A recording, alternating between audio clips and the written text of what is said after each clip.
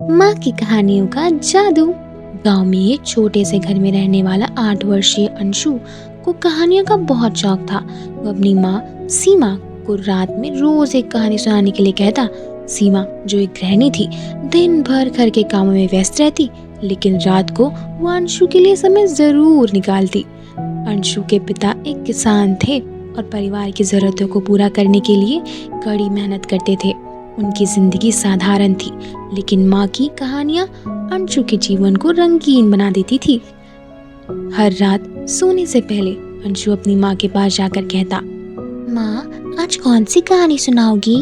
माँ मुस्कुराकर कहती, जो तू सीखेगी वो अच्छाई और मेहनत से बड़ा कुछ नहीं। सीमा की कहानियाँ कभी राजा रानी की होती, कभी साधु चोर की। इन कहानियों से हमेशा एक संदेश छुपा होता, जिससे अंशु बहुत ध्यान से सुनता। एक दिन अंशु ने माँ से पूछा, माँ, तुम्हें ये सारी कहानियाँ कहाँ से आती है? या ये सच में हुई थी?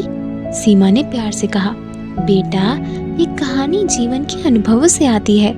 इससे हमें सीख मिलती है और हमेशा सही रास्ते पर चलना चाहिए। एक रात अंशु ने अपनी माँ से कहा, माँ, आज मैं एक खास कहानी सुनना चाहता हूँ। एक ऐसी कहानी जो मेरे सवालों का जवाब दे सके। सीमा थोड़ी देर सोची और कहा, ठीक है, आज तुम्हें एक किसान और उसके बेटे की कहानी सुनाती हूँ। बहुत समय पहले की बात है। एक गांव में एक गरीब किसान अपने बेटे के साथ रहता था। किसान दिन भर खेतों में मेहनत करता, लेकिन उसकी फसल ठीक से नहीं उगती थी। किसान का बेटा, जो पढ़ाई में अच्छा था, लेकिन हमेशा शिकायत करता, पिताजी, आज आपकी मेहनत का कोई फायदा नहीं। आपका सारा दिन काम करते हैं, फिर हमें खाने को भी मुश्किल से कुछ मिल पाता है। किसान ने मुस्कुराते हुए कहा, बेटा, मेहनत कभी बेकार नहीं जाती। सब्र रखो, समय बदलेगा। एक दिन किसान बीमार हो गया। खेतों की देखभाल अब बेटे की जिम्मेदारी बन गई।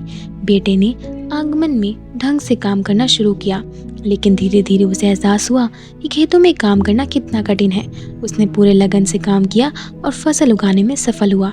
जब फसल अच्छी हुई तो बेटे ने पिता से माफ़ी मांगी और कहा, पिताजी, मैंने आपकी मेहनत को कभी समझा ही नहीं।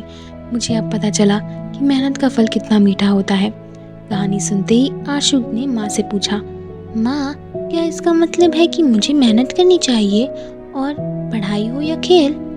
समय सीमा ने हाथ सर हिलाया और कहा, बिल्कुल बेटा, मेहनत से सभी चीजें आसान हो जाती हैं और ये तुम्हें कहानियों को जादू समझाती है। उस दिन से आशु ने अपनी माँ की कहानियों को सिर्फ मनोरंजन के लिए नहीं, बल्कि जीवन के सफल के लिए मानकर सुनना शुरू किया। उसके स्कूल में मेहनत करने से शुरू कर दी। उसने माँ को देखा कि उनकी कहानियाँ अब अंशु के लिए जीवन में हिस्सा बन चुकी थी। वह जिम्मेदार और समझदार हो गया। कुछ सालों बाद आशु ने अपने गांव के सबसे अच्छे छात्र का पुरस्कार जीता। जब पुरस्कार लेने का समय आया तो उसने मंच पर कहा, यह पुरस्कार मेरी माँ को जाता है। उनकी कहानियों ने मुझे सिखाया है कि मेहनत, अच्छाई और सब्र ही जीवन का असली मूल्य है। सीमा की आंखें भर आई। उसने महसूस किया कि कहानियों का जादू में अंशु सच में जिंदगी को बदलने की ताकत रखता है। माँ की कहानियाँ केवल मनोरंजन के लिए नहीं, बल्कि जीवन के सबसे बड़े सीख के माध्यम होती है। बच्चों के जीवन को संवारने में माँ का योगदान बहुत अनमोल है। तो दोस्तों, ये थी आज की कहानी। एकता की मिसाल। गांव हीरापुर में एक परिवार रहता था, जिसमें दादाजी, 3 बेटे और उनके परिवार शामिल थे। यह परिवार एकता और प्यार के लिए पूरे शहर और गांव में मशहूर था। लेकिन समय के साथ साथ तीनों भाइयों के बीच छोटे छोटे झगड़े होने लगे। ये झगड़े बढ़ते बढ़ते इतने बड़े हो गए कि पूरे परिवार का माहौल खराब हो गया। दादाजी, जो परिवार के सबसे बुजुर्ग सदस्य थे, इन झगड़ों से बहुत परेशान थे। वो हर समय सोचते रहते कि इससे बिखरते परिवार को फिर से एकजुट कैसे किया जाए। एक दिन उन्होंने एक योजना बनाई और सभी अपने बेटों और पोतों को आगमन बुलाया। उसने जब सभी लोग आ गए तो दादाजी ने एक गड्डी में 10 लकड़ियां बांध कर लाई और तीनों बेटे से कहा, इस गड्डी को तोड़कर दिखाओ। पहला बेटा आया, उसने पूरी ताकत लगाई, लेकिन गड्डी नहीं टूटी। दूसरा बेटा भी कोशिश में नाकाम रहा। तीसरे बेटे ने हार ही मान ली। दादाजी ने मुस्कुराए और लकड़ी की गड्डी को खोल दिया। अब उन्होंने एक एक लकड़ी अपने बेटों को दी और कहा, अब इन्हें तोड़ो। इस बार तीनों भाइयों ने आसानी से लकड़ी तोड़ दी।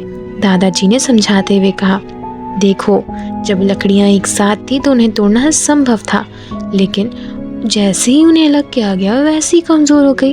हमारा परिवार भी कुछ ऐसा ही है। जब हम एकजुट रहते हैं तो हमें कोई नहीं तोड़ सकता, लेकिन अगर हम लड़ते झगड़ते रहेंगे और अलग हो जाएंगे तो हमारी ताकत खत्म हो जाएगी। दादाजी ये बात सुनकर तीनों भाइयों की आंखें नम हो गई। उन्हें अपनी गलती का एहसास हुआ। उन्होंने वादा किया कि वे अब मिलजुल कर रहेंगे और परिवार की एकता को बनाए रखेंगे। समय के साथ इस परिवार की एकता फिर से मजबूत हो गई। न केवल खुद ही खुश रहने लगे, बल्कि गांव वाले भी इसके लिए एक प्रेरणा बन गए। जब भी गांव में झगड़ा होता, लोग इस परिवार का उदाहरण देकर समझाते, एकता में ही ताकत है। एक बार गांव में एक बड़ी समस्या आई। पास के तालाब में पानी सूखने लगा। अब किसान चिंतित हो गए। उसने फसलें बर्बाद हो गई। गांव के लोग समाधान ढूंढने के लिए इकट्ठा हुए, लेकिन कोई फैसला नहीं हो पा रहा था। तभी दादाजी ने खड़े होकर कहा, अगर हम सब मिलकर मेहनत करेंगे तो इस तालाब को फिर से भरा जा सकता है, लेकिन इससे सभी एकजुट होकर काम करना होगा। दादाजी की बात सुनकर पूरे गांव एकजुट हो गया। बच्चे से लेकर बुजुर्ग तक सभी ने तालाब की सफाई की और बारिश के पानी को रोकने का काम किया। कई दिनों में तालाब फिर से भर गया और फसलें बच गई। इस कामयाबी के बाद गांव के मुखिया ने कहा, हम यह काम एकता की वजह से किया है। अगर हम मिलकर काम करें तो कोई समस्या बड़ी नहीं होती। परिवार और गांव में एकता यह साबित कर दिया कि एक साथ मिलकर काम करने से कोई भी काम संभव हो सकता है। शिक्षा एकता में ताकत है। चाहे परिवार हो या समाज, एकजुटता से हर समस्या का समाधान हो सकता है। तो दोस्तों, ये थी आज की कहानी। मिलते हैं अगले वीडियो में। देखने के लिए धन्यवाद।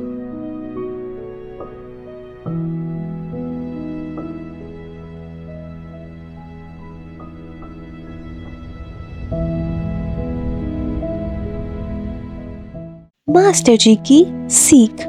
गांव के एक सरकारी स्कूल में पढ़ाने वाले मास्टर जी, जिनका असली नाम रमेश चंद्र था, अपने ज्ञान और सख्ती के लिए मशहूर थे। बच्चे उससे डरते थे, लेकिन उनकी शिक्षा जीवन भर याद रखते थे। मास्टर जी की एक खासियत थी कि वह कक्षा में पढ़ाई के साथ साथ नैतिक मूल्यों की भी बात सिखाते थे। उनकी कक्षा के नाम में मोहन एक छात्र था। मोहन पढ़ाई में अच्छा था, लेकिन उसने मेहनत से बचने की आदत थी। वह हमेशा शॉर्टकट तलाशता और दूसरों से काम कराने की कोशिश करता। एक दिन मास्टर जी ने कक्षा में घोषणा की, अगले सप्ताह एक विषय पर परीक्षा होगी। यह परीक्षा आपके भविष्य के लिए बहुत महत्वपूर्ण है। इसमें केवल वही पास होगा जो ईमानदार और मेहनत से पढ़ाई करेगा। सभी छात्र परीक्षा की तैयारी में जुट गए, लेकिन मोहन ने सोचा कि वह शॉर्टकट से काम चलाएगा। उसने अपने दोस्त के नोट्स उधार लिए और उससे रटने की कोशिश करने लगा। परीक्षा का दिन आ गया। मोहन ने सोचा कि वह सब कुछ याद कर चुका है और आसानी से पास हो जाएगा। परीक्षा के दौरान मास्टर जी ने सभी बच्चों को ध्यान से देखा। उन्होंने मोहन को बार बार इधर उधर देखते हुए पकड़ा। परीक्षा खत्म होने के बाद मास्टर जी ने कक्षा में कहा, मैंने परीक्षा में सबका प्रदर्शन देखा। कुछ बच्चे ने मेहनत की है, लेकिन कुछ ने ईमानदारी नहीं दिखाई। परिणाम का असर आपके भविष्य पर पड़ेगा। अगले दिन जब परिणाम घोषित हुआ तो मोहन के नंबर अच्छे नहीं आए। उसे बहुत निराशा हुई। उसने रोने जैसा लगा।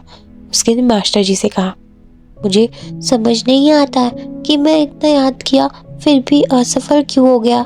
मास्टर जी ने उसे प्यार से बुलाया और कहा, क्या तुमने सच में मेहनत की थी या शॉर्टकट अपनाया था? मोहन ने सर झुकाकर स्वीकार कर लिया, मैंने मेहनत नहीं की मास्टर जी। मैंने अपने दोस्त से नोट्स लिए थे और बस रटने की कोशिश की। मास्टर जी ने मोहन को समझाते हुए कहा, बेटा, जीवन में शॉर्टकट की कभी सफलता नहीं मिलती। मेहनत और ईमानदारी से जो सीखा जाता है वही आपके साथ रहता है। शॉर्टकट से सिर्फ असफलता ही हाथ लगती है। फिर उन्होंने पूरी कक्षा से कहा, बच्चों, परीक्षा केवल किताबों की नहीं होती, बल्कि जीवन की भी परीक्षा होती है। जो मेहनत करेगा वो आगे बढ़ेगा और जो शॉर्टकट अपनाएगा वो हमेशा पीछे रह जाएगा। मोहन ने मास्टर जी की बात को गंभीरता से लिया। उसने मेहनत करने का फैसला किया और अगले दिन अपनी पढ़ाई में ध्यान लगा लिया। धीरे धीरे उसकी आदत बदलने लगी और वह सब कामों के प्रति जिम्मेदार हो गया। एक साल बाद स्कूल में एक बड़ी प्रतियोगिता हुई। इस बार मोहन ने पूरी मेहनत और ईमानदारी से तैयारी की। जब परिणाम आया तो मोहन ने पहला स्थान प्राप्त किया। मास्टर जी ने मंच पर आकर उसे पुरस्कार दिया और कहा, देखो मोहन, मोहन ईमानदारी और मेहनत के फल से हमेशा आगे रहा है। यह मेरी सच्ची सीख है। इस कहानी से हमें यह सीख मिलती है कि जीवन में शॉर्टकट से कभी सफलता नहीं मिलती। मेहनत और ईमानदारी से ही मंजिल तक पहुंचा जा सकता है। क्या यह आपको प्रेरणादायक लगी? तो दोस्तों ज़रूर कमेंट में बताइए। यह थी आज की कहानी। मिलते हैं ऐसी ही अगले वीडियो के साथ। तब तक के लिए धन्यवाद। पढ़ाई और परिवार का संतुलन। छोटे से गांव में बागपुर में रहने वाले अर्जुन 10वीं कक्षा का छात्र था। वह पढ़ाई में बहुत होशियार था और हमेशा अपने स्कूल में सबसे आगे रहता था। उसका सपना था कि वो एक दिन बड़ा इंजीनियर बने और अपने परिवार का नाम रोशन करे। अर्जुन के परिवार में उसके माता पिता, दादी और छोटी बहन पायल थी। परिवार का गुजारा उसके पिता की छोटी सी किनारे की दुकान से चलता था। अर्जुन की माँ घर संभालती थी और हर किसी का ख्याल रखती थी। दादी हमेशा परिवार को एकजुट रखने की कोशिश करती थी और अपनी कहानियों से बच्चे को प्रेरित करती थी। अर्जुन की पढ़ाई का समय जैसे जैसे बढ़ रहा था, वो अपने परिवार के साथ समय बिताने में कमी कर रहा था। वो अक्सर कहता, माँ मुझे पढ़ाई करनी है, परीक्षा पास आ रही है। माँ उसकी मेहनत पर गर्व था, लेकिन उन्हें चिंता भी थी कि अर्जुन परिवार से दूरी बनानी शुरू कर दी है। पायल जब अर्जुन के साथ खेलती थी, अक्सर उदास हो जाती। एक दिन दादी ने अर्जुन को बुलाया और कहा, बेटा तुम्हारी मेहनत काबिलियत तारीफ है, लेकिन परिवार का साथ भी ज़रूरी है। पढ़ाई और परिवार का संतुलन बनाए रखना चाहिए। अर्जुन ने जल्दी से जवाब दिया, दादी मुझे समय नहीं मिलता, मुझे बहुत पढ़ाई करनी होती है। कुछ दिन बाद अर्जुन के पिता की तबीयत अचानक खराब हो गई। वह दुकान पर काम नहीं कर सके। माँ घर और दुकान दोनों संभालने की कोशिश में थकने लगी। पायल भी पढ़ाई में साथ मम्मी की मदद करने लगी। अर्जुन ने इसके अनजान था, क्योंकि उसे अपने कमरे में पढ़ाई में व्यस्त रहता था। एक रात जब माँ ने उसे खाने के लिए बुलाया, उसने नाराज होकर कहा, माँ मुझे परेशान मत करो, मुझे पढ़ाई करनी है। माँ की आंखों में आंसू आ गए। उन्होंने कुछ नहीं कहा। उस रात दादी ने अर्जुन के कमरे में आकर धीरे से कहा, बेटा अगर पढ़ाई ही सब कुछ है तो इंसान के रिश्ते क्या होते? परिवार के बिना सफलता का कोई मतलब नहीं। अर्जुन को दादी की बात समझ नहीं आई। अगले दिन वह स्कूल गया तो उसके क्लास में शिक्षक ने एक कहानी सुनाई। एक लड़का था जिसने अपनी पढ़ाई में बहुत मेहनत की। उसने सफलता पाई, लेकिन जैसे ही वो घर लौटा तो उसके परिवार के लोग उसे छोड़ चुके थे, क्योंकि उसने समय नहीं बिताया था। सफलता का असली आनंद तब होता है जब आप अपने अपनों के साथ हैं। अर्जुन को यह सुनकर काफ़ी दुख हुआ। उसने एहसास हुआ कि वो अपनी पढ़ाई में इतना खो गया था कि उससे अपने परिवार की परवाह करना बंद कर दिया। उस शाम अर्जुन ने घर आकर माँ से माफ़ी मांगी। उसने कहा, माँ मुझे माफ़ कर दो, मैंने आपको परिवार को नज़रअंदाज किया। अब मैं आपके साथ समय बिताऊंगा और पढ़ाई भी करूंगा। अर्जुन ने एक नई समाई बांधी, जिसमें वह पढ़ाई के साथ परिवार के साथ समय निकालता। वो सुबह दुकान पर पिता की मदद करता, पायल के साथ शाम में खेलता और रात को दादी की कहानियाँ सुनता। माँ की आंखों के आंसू थे। उसने अर्जुन से कहा, बेटा मुझे यकीन है कि तुम सिर्फ सफल नहीं बनोगे, बल्कि एक अच्छा इंसान भी बनोगे। अर्जुन ने अपने परीक्षा में टॉप किया और सबका दिल जीत लिया। उसे समझ आ गया कि पढ़ाई और परिवार का संतुलन बनाए रखना ही असली सफलता पाई जा सकती है। इस कहानी से हमें शिक्षा मिलती है कि मेहनत और रिश्ते के बीच में तालमेल होना ज़रूरी है। परिवार के बिना मेहनत का कोई मतलब ही नहीं। सफलता का आनंद तभी है जब आप अपने अपनों के साथ हो। पढ़ाई और परिवार के बीच संतुलन बनाए रखना, आप एक खुशहाल और सफल जीवन जी सकते हैं। तो दोस्तों यह थी आज की कहानी। मिलते हैं अगले वीडियो में। देखने के लिए धन्यवाद।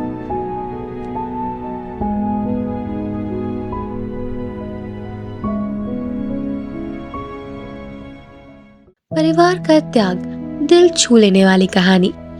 गांव के एक छोटे से घर में रहने वाले एक परिवार में अपनी एकता और प्रेम के लिए जाना जाता था। इसमें परिवार में रामू और उसकी पत्नी सुमित्रा और 3 बच्चे अजय, विजय और कविता रहते थे। रामू एक मेहनती किसान थे और सुमित्रा घर संभालती थी। परिवार की आर्थिक स्थिति बहुत अच्छी नहीं थी, लेकिन उनकी खुशियां अनमोल थी। एक दिन रामू के छोटे बेटे विजय की तबीयत अचानक खराब हो गई। उसे तेज बुखार और कमजोरी महसूस होने लगी। रामू ने और सुमित्रा ने तुरंत उसे एक डॉक्टर के पास ले गए। डॉक्टर ने जांच के बाद कहा, विजय को गंभीर बीमारी है। अगर उसे जल्दी इलाज नहीं मिला तो उसकी हालत और बिगड़ सकती है। इस इलाज के लिए शहर के बड़े अस्पताल में भर्ती करना पड़ा, लेकिन इसके लिए कैसे पैसे लगेंगे ये काफी था। रामू और सुमित्रा के पास इतने पैसे नहीं थे। वे परेशान थे और अपने बेटे की जान बचाने के लिए क्या नहीं कर सकते थे। रामू ने अपने खेत बेचने का फैसला किया। यह खेत उनकी रोजी रोटी का एक मात्र साधन था। जब उन्होंने ये बात घर पर बताई तो उनके बड़े बेटे अजय ने कहा, पिताजी, खेत बेचना सही नहीं होगा। मैं अपनी पढ़ाई छोड़कर काम कर सकता हूँ। विजय के इलाज के लिए पैसे जुटाने में मदद करूंगा। सुमित्रा ने भी कहा, मैं भी अपने गहने बेच दूंगी। हम एकजुट होकर काम करेंगे। विजय की तबीयत ठीक करना बहुत जरूरी है। कविता, जो सबसे छोटी थी, उसने भी कहा, माँ, मैं अपनी किताबें और खिलौने बेच दूंगी। विजय भैया को ठीक करना सबसे जरूरी है। यह सुनकर रामू और सुमित्रा की आंखें भर आई। पूरे परिवार ने मिलकर अपने अपने हिस्से का त्याग करने का फैसला किया। परिवार ने गहने, किताबें और दूसरे सामान बेचकर विजय को शहर के बड़े अस्पताल में भर्ती कराया। रामू और अजय दिन रात काम किया ताकि अस्पताल का खर्चा पूरा कर सके। सुमित्रा ने विजय के साथ अस्पताल में हर पल बिताया। कविता, जो भी बच्ची थी, घर पर अकेले रहकर छोटे छोटे कामों में मदद करती थी। अस्पताल में कई महीनों तक इलाज चला। इस दौरान परिवार ने कई मुश्किलों का सामना किया, लेकिन उनकी एकता और त्याग की भावना ने उन्हें हारने नहीं दिया। धीरे धीरे विजय की हालात में सुधार होने लगा।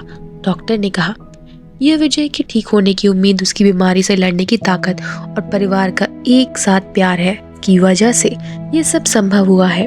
इलाज के बाद विजय पूरी तरीके से ठीक हो गया। परिवार की खुशियां लौट आई। रामू ने अपने बेटों पर खेत में मेहनत करके फिर से खेत चुराई की।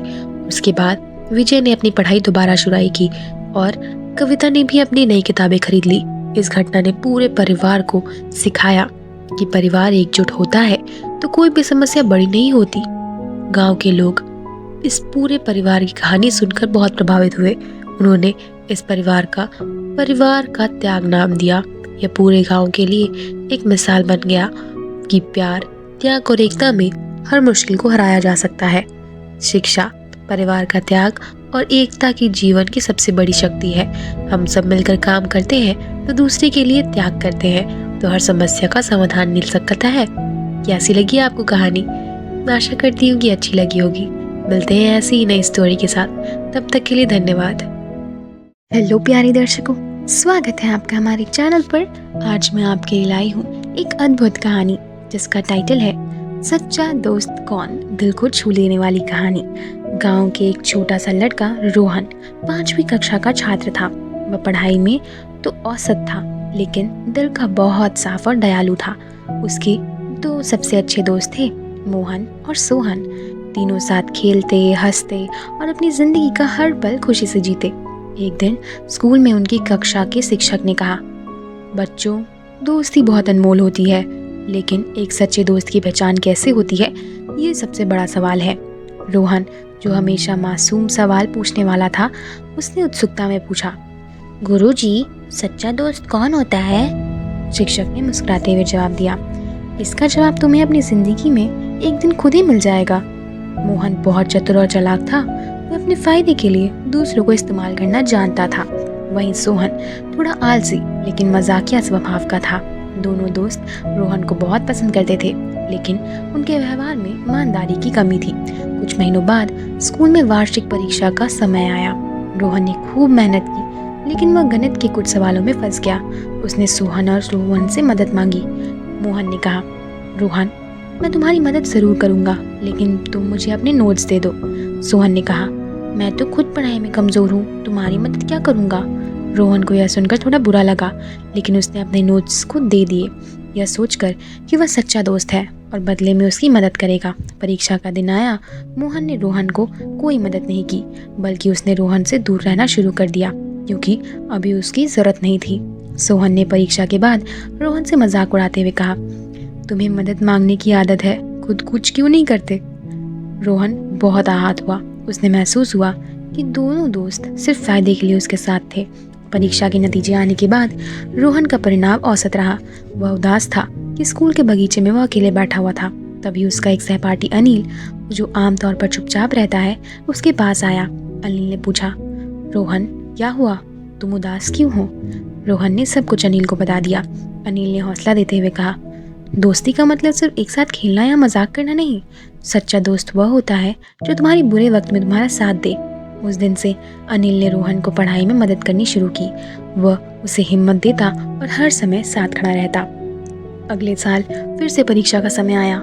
इस बार अनिल और रोहन साथ में मेहनत करिए। अनिल ने रोहन को कठिन सवाल समझाए और रोहन ने अपनी गलतियों से सीखते हुए अच्छा प्रदर्शन किया। जब परीक्षा का नतीजा आया तो रोहन ने पूरे स्कूल में दूसरा स्थान हासिल किया था। अनिल ने खुशी खुशी उसे गले लगाया और कहा, मैंने कहा था ना, मेहनत का फल हमेशा मीठा होता है। रोहन को अब समझ आ गया कि सच्चा दोस्त वही है जो आपका मुसीबत में साथ दे, जो तुम्हारी मदद करने में हमेशा तैयार रहे और तुम्हें सही रास्ता दिखाए। मैं तुम्हारा हमेशा आभारी रहूंगा। सच्चे दोस्त वो होते हैं जो आपके मुश्किल समय में आपका साथ दे, न केवल आपके फायदे के लिए आपसे जुड़े रहे। दोस्ती का असली मतलब है विश्वास, सहयोग और निस्वार्थता। तो क्या रही आपकी कहानी, कैसी लगी? चलिए मिलते हैं अगले वीडियो में। देखने के लिए धन्यवाद।